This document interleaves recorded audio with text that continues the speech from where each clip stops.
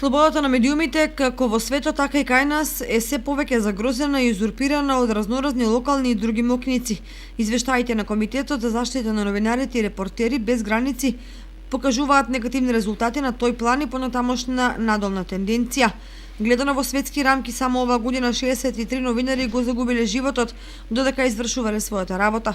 Кај на жртви за сега нема, меѓутоа се повеќе се затвараат медиуми, што исто така е своевидно убиство на новинарството. Најопасни земји за новинарите се оние во кои има конфликти и воени действија, какви што се Авганистан, Сирија и Мексико, и апсење на новинарите бележат пораст, а најбројни се во Кина, Турција и Египет. На крајот од тунелот има и искра светлина за новинарите, а тоа е примерот кој доаѓа од сиромашната Етиопија. Таму во изминатите години новинарите постојано беа на удар на власта, а сега по спроведените реформи за прв пат во 14 години да не е уопсе ниту еден представник на седмата сила. Во наши услови власта не се пресметува со репресивни мерки против новинарите, иако има и такви случаи, меѓутоа препуштањето на медиумите во рацете на разноразни моќници и ставањето во ситуација на зависност само по себе е своевидно касапење на слободата и нејзино ограничување, дотолку повеќе што политичари јавно повикуваат на затварање на медиуми.